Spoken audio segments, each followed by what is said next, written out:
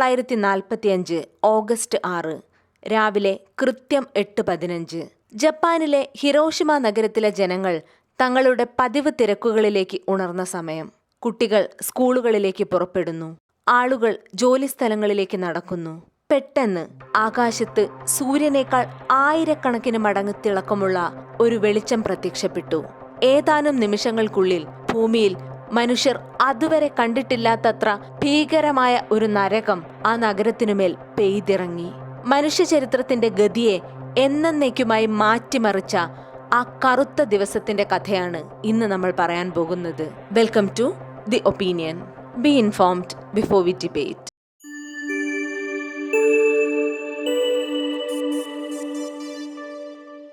ആ പൊട്ടിത്തെറിയുടെ കാരണങ്ങൾ തേടി നമുക്ക് 1940കളിലേക്ക് പോകാം. ലോകം മുഴുവൻ രണ്ടാം ലോക മഹായുദ്ധത്തിന്റെ തീജ്വാലയിൽ എരിഞ്ഞടങ്ങുകയായിരുന്നു. ഒരു വശത്ത് ജർമ്മനി, ജപ്പാൻ, ഇറ്റലി തുടങ്ങിയ ആക്സിസ് പവേഴ്സ്, മറുവശത്ത് അമേരിക്ക, റഷ്യ, ചൈന, ഫ്രാൻസ് തുടങ്ങിയ അലീസ്. 1941 ഡിസംബറിൽ ജപ്പാൻ അമേരിക്കയുടെ പേൾ ഹാർബർ നാവിക താവളത്തിനു നേരെ നടത്തിയ അപ്രതീക്ഷിത ആക്രമണം അമേരിക്കയെ പ്രകോപിപ്പിച്ചു. യുദ്ധം നീണ്ടുപോയപ്പോൾ ലക്ഷക്കണക്കിന് സൈനികരുടെ ജീവനാണ് പൊലിഞ്ഞത്. 1945 ജർമ്മനിയും ഹിറ്റ്ലറും കീഴടങ്ങിയെങ്കിലും ജപ്പാൻ യുദ്ധരംഗത്ത് നിന്ന് പിന്മാറാൻ തയ്യാറായിരുന്നില്ല. അമേരിക്ക അടങ്ങുന്ന സഖ്യകക്ഷികൾക്ക് ജപ്പാനെ കീഴടക്കാൻ നേരിട്ടുള്ള ഒരു അധിനിവേശം, ഗ്രൗണ്ട് ഇൻവേഷൻ വേണ്ടിവരുമായിരുന്നു. അത് ലക്ഷക്കണക്കിന് അമേരിക്കൻ സൈനികരുടെ ജീവൻ കവരും എന്നു ഭയന്ന American president Harry S Truman ഈ ഭീകരമായ യുദ്ധത്തിന് വേഗത്തിൽ ഒരു അവസാനം കാണാൻ ഒരു രഹസ്യ പദ്ധതിക്ക് തുടക്കമിട്ടു. Manhattan project. ലോകത്തെ നടുക്കാൻ പോകുന്ന ഒരു മഹാവിനാശത്തിന്റെ പണിപ്പുരയായിരുന്നു അത്. റോബർട്ട് ഓപ്പൻഹൈമറുടെ നേതൃത്വത്തിലുള്ള ശാസ്ത്രജ്ഞർ ആ മാരകായുധം വികസിപ്പിച്ചെടുത്തു: അണുബോംബ്.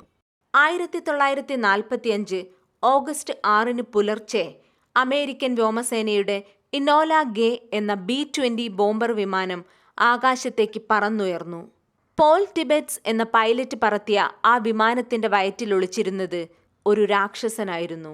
ലിറ്റിൽ ബോയ് എന്ന വിളിപ്പേരുള്ള ലോകത്തിലെ ആദ്യത്തെ അണുബോംബ്.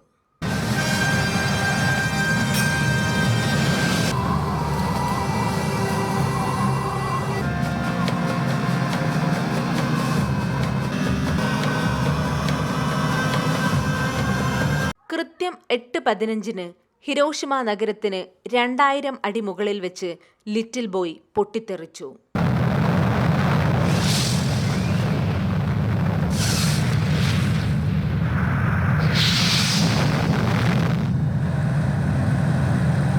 ആ ബോംബ് പൊട്ടിത്തെറിക്കാനെടുത്തത് വെറും 43 സെക്കൻഡുകൾ മാത്രം. നിമിഷങ്ങൾക്കുള്ളിൽ ഹിരോഷിമ ഒരു തീഗോളമായി മാറി.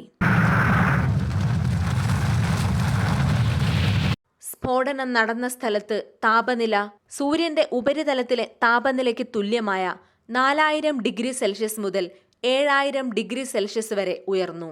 മണിക്കൂറിൽ 1000 കിലോമീറ്റർ വേഗതയിൽ മാരകമായ കാറ്റ്, ഷോക്ക് വേവ് നഗരത്തെ തൂത്തെറിഞ്ഞു. സ്ഫോടന സ്ഥലത്തിന് അടുത്തായിരുന്ന മനുഷ്യർ നിമിഷ നേരം കൊണ്ട് ആവിയായിപ്പോയി. കെട്ടിടങ്ങളുടെ ചുമരുകളിൽ അവരുടെ ആറ്റമിക് ഛായകൾ, ഹിരോഷിമ ഷാഡോസ് മാത്രം ബാക്കിയായി.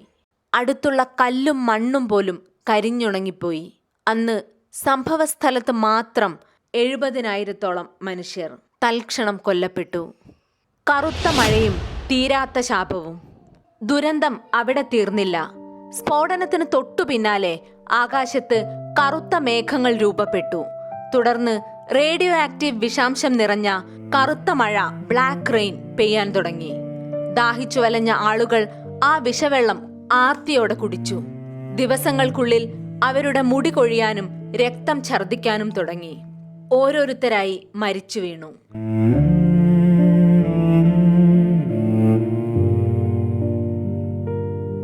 ജീവനോടെ ബാക്കിയായവരോ?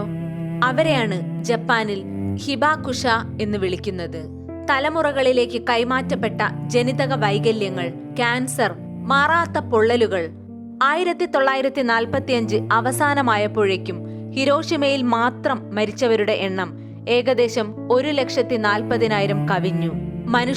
മനുഷ്യന് നൽകിയ ഏറ്റവും ക്രൂരമായ ശിക്ഷയായിരുന്നു അത്. ഇതിൽ ഏറ്റവും വേദനാജനകമായ കഥയാണ് സഡാക്കോ സസാക്കി എന്ന 12 വയസ്സുകാരിയുടേത്. സ്ഫോടനം നടക്കുമ്പോൾ വെറും 2 വയസ്സ് മാത്രം പ്രായമുണ്ടായിരുന്ന സഡാക്കോയ്ക്ക് 10 വർഷത്തിന് ശേഷം ലുക്കീമിയ അഥവാ രക്താർബുദം പിടിപെട്ടു. 1000 കടലാസ് കൊക്കുകളെ ഉണ്ടാക്കിയാൽ രോഗം മാറുമെന്ന വിശ്വാസത്തിൽ അവൾ ആശുപത്രി കിടക്കയിൽ വെച്ച് കൊക്കുകളെ ഉണ്ടാക്കിക്കൊണ്ടേയിരുന്നു. പക്ഷേ 644ാമത്തെ കൊക്കിനെ ഉണ്ടാക്കി കഴിഞ്ഞപ്പോഴേക്കും ആ കുഞ്ഞ് മരണത്തിന് കീഴടങ്ങി. ഇന്ന് ലോകമെമ്പാടുമുള്ള സമാധാനത്തിന്റെ പ്രതീകമാണ് സഡാക്കോയുടെ ഈ കടലാസ് കൊക്കുകൾ. നാഗസാക്കി. ഹിരോഷിമയിൽ അണുബോംബ് വർഷിച്ച് വെറും 3 ദിവസങ്ങൾക്ക് ശേഷം, അതായത് 1945 ഓഗസ്റ്റ് 9 അമേരിക്ക നാഗസാക്കിയിൽ 2ാമത്തെ ബോംബിട്ടു. ഫാറ്റ്മാൻ എന്നായിരുന്നു അതിന്റെ പേര്. പ്ലൂട്ടോണിയം ഉപയോഗിച്ചുണ്ടാക്കിയ ഈ ബോംബ് ഹിരോഷിമയിലേതിനേക്കാൾ ശക്തമായിരുന്നു.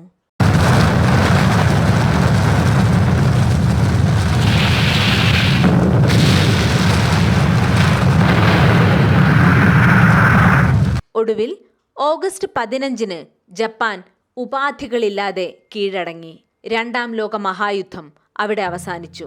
Let us pray that peace be now restored to the world and that God will preserve it always. ഉയിർത്തെഴുന്നേൽപ്പ്. പക്ഷേ കഥ അവിടെ തീരുന്നില്ല. ചാമ്പലിൽ നിന്ന് ഉയിർത്തെഴുന്നേറ്റ ഫീനിക്സ് പക്ഷിയെപ്പോലെ ജപ്പാൻ തിരിച്ചു വന്നു. റേഡിയേഷൻ കാരണം 70 വർഷത്തേക്ക് ഹിരോഷിമയിൽ ഒരു പുല്ലുപോലും മുളയ്ക്കില്ലെന്നാണ് ശാസ്ത്രജ്ഞർ അന്ന് പ്രവചിച്ചത്.